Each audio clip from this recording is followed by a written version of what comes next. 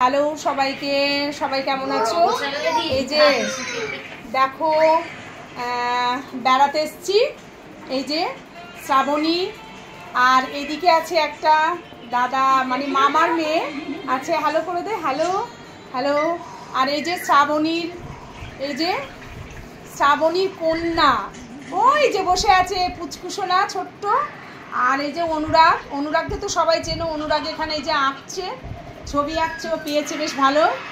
আর শ্রাবণীর এটা ঘর, এই যে শ্রাবণী রিলস করে এখানে, এই যে হ্যালো।